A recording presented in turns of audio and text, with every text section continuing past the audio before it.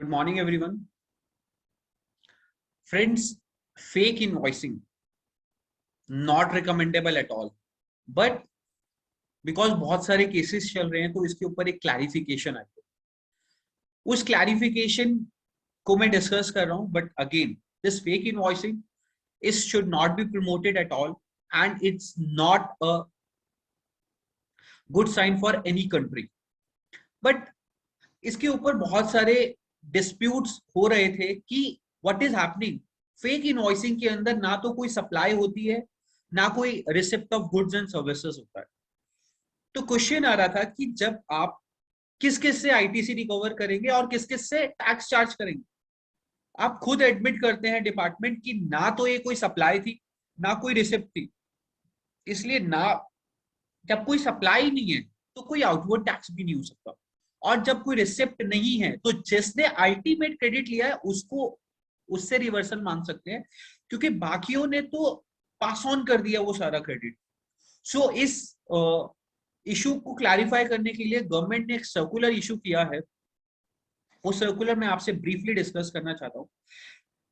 हमारे इस एग्जाम्पल के अंदर जो सर्कुलर में भी दिया गया है, हम एज्यूम करते हैं कि ये ट्रांजैक्शन इनिशिएट हुई थी ए से.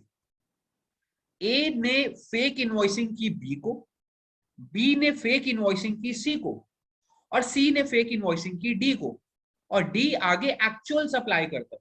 सो ए की कोई एक्चुअल सप्लाई नहीं है, बी की भी कोई एक्चुअल सप्लाई नहीं है, सी की भी कोई एक्चुअल सप्लाई नहीं है, लेकिन डी की एक्चुअल सप्लाई है. बट उसकी जो रिसिप्ट है डी की वो फेक इनवॉइस की है. तो इस केस में क्या होगा? तो गवर्नमेंट ने बोला क्योंकि ए ने ये ट्रांजैक्शन इनिशिएट की है, लेकिन ये तो कोई सप्लाई है ही नहीं आउटवर्ड, तो इसलिए ए के हैंड्स में आउटवर्ड टैक्स लायबिलिटी नहीं है. सो कोई भी लायबिलिटी उसके हाथ में, आउटवर्ड टैक्स लायबिलिटी उसकी जीरो है.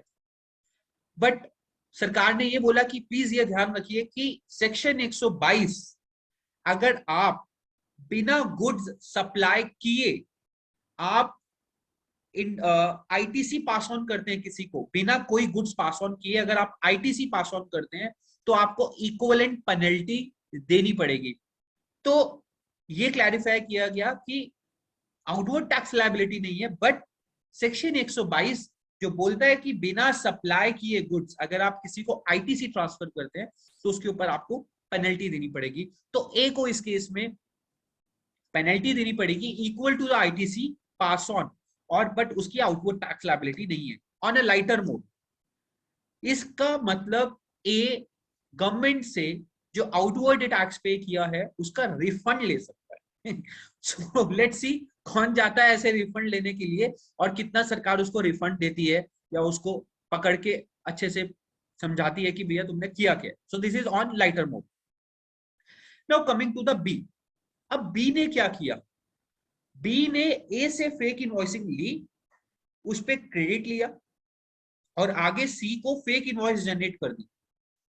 तो अब ना तो ए का बी का इनवर्ड है कोई, और ना ही बी का कोई आउटवर्ड है सी को. सो ना तो उसने कोई सप्लाई रिसीव करी है ए से, और ना ही कोई सप्लाई सी को करी. तो पहले बात करते हैं, जो बी ने सप्लाई की सी को, उस पर कोई आउटवर्ड टैक्स लायबिलिटी नहीं है, क्योंकि उसने कोई सप्लाई ही नहीं करी, तो उसके ऊपर कोई आउटवर्ड टैक्स लायबिलिटी बनती नहीं है. बट अब बी का अगर हम क्राइम देखें तो क्या क्राइम है उसका? उसने जो ए से क्रेडिट लिया, जो ए से इनवॉइस ली, उस पर रॉन्गफुली क्रेडिट अवेल किया जो कि उसको एलिजिबल नहीं, और सी को बिना गुड सप्लाई किए आईटीसी पास ऑन करा. This is a second basically default which he has made. So what he has done, two crimes in this case. First is उसने बिना गुड्स लिए क्रेडिट लिया और बिना कोई सप्लाई के क्रेडिट पास ऑन किया. अब फ्रेंड्स, ये सर्कुलर बिल्कुल क्लियर करता है कि जो बी ने ए से गुड्स, जो ए की इनवॉइस के बेसिस पे क्रेडिट लिया था, वो इनएलिजिबल क्रेडिट है, क्योंकि गुड्स और सर्विसेज तो कभी आए नहीं. तो सेक्शन 16 में उसको क्रेडिट नहीं मिलेगा. तो बट उन्होंने क्या बोला कि हम इस आईटीसी का जो उसने रॉन्गली अवेल किया है उसकी रिकवरी नहीं करेंगे. अब ऐसा क्यों बोला उन्होंने? उन्होंने इसमें यहाँ लॉजिकल अप्रोच अप्लाई की है। वो लॉजिकल अप्रोच क्या है?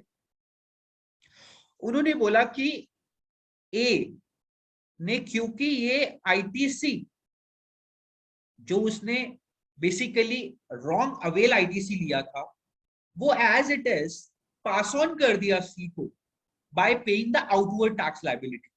तो वहां उन्होंने एनालॉजी लगाई जो एक सुप्रीम कोर्ट में जजमेंट में मुझे याद आया था कि सुप्रीम कोर्ट में क्या मैटर गया कि एक प्रोडक्ट की मैन्युफैक्चरिंग एग्जाम की, बट सप्लायर ने, मैन्युफैक्चरर ने क्या किया कि मैन्युफैक्चरिंग पे टैक्स दे दिया और इनपुट्स पे क्रेडिट ले लिया।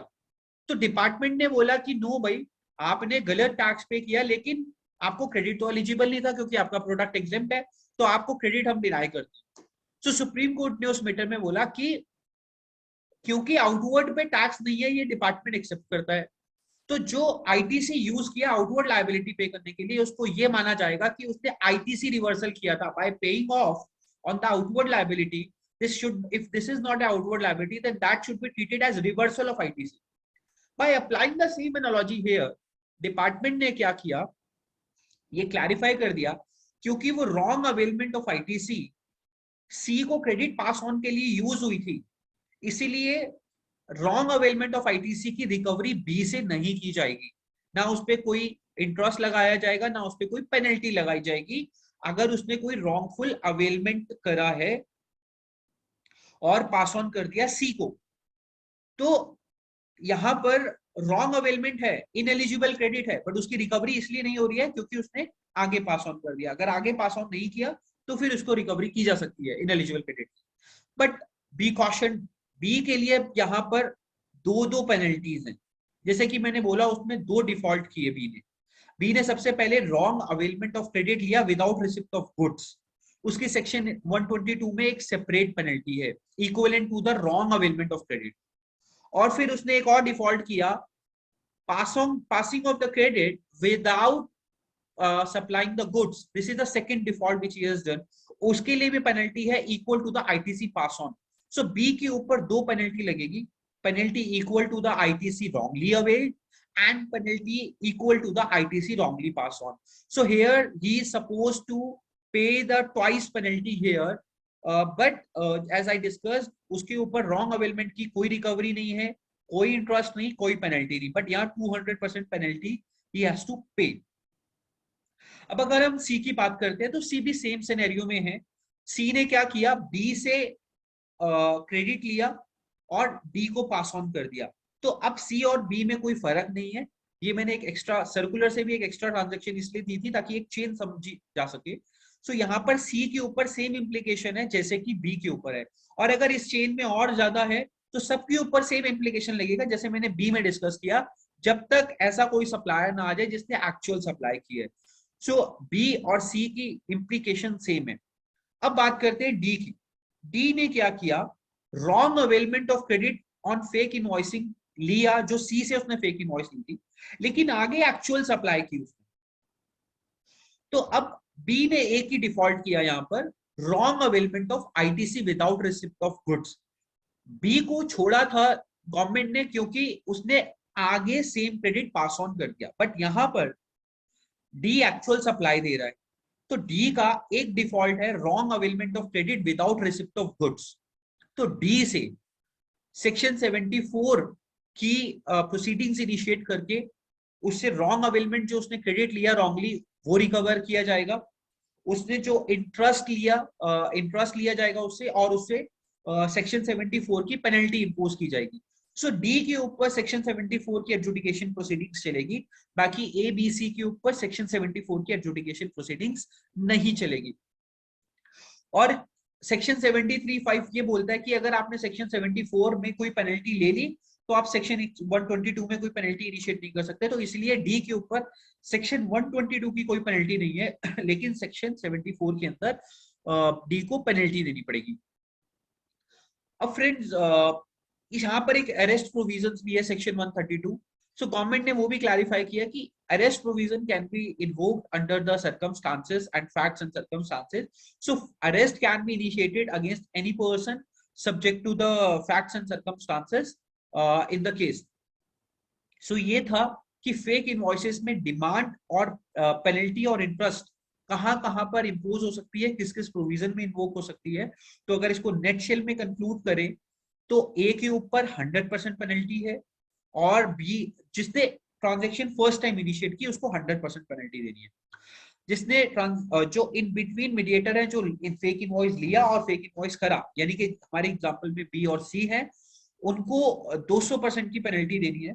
और डी जो अल्टीमेट बेनिफिट, जिसने आगे एक्चुअल सप्लाई दी है बट सिर्फ फेक इनवॉइसिंग रिसीव की है, उसको सेक्शन 74 की प्रोसीडिंग्स फेस करनी पड़ेगी, जिसमें उसको आईटीसी रिवर्स करना पड़ेगा, इंटरेस्ट देना पड़ेगा और सेक्शन 74 की पेनल्टी देनी पड़ेगी, विच इज 100%। बट अगर आप पे कर देते हैं तो 15, 25, 50% का ऐसा बेनिफिट आपको अवेलेबल है। So friends, this is the discussion on the fake invoicing. I again suggest all of you, please इस फेक इनवॉइसेस को बिल्कुल भी प्रमोट मत कीजिए। This is not at all good for any good economical economic country की economy के लिए भी ये बिल्कुल सही नहीं है। So friends, with that I and my this discussion. मेरे बाकी के डिस्कशंस के लिए मेरी नेक्स्ट वीडियोस देखिए। Thank you.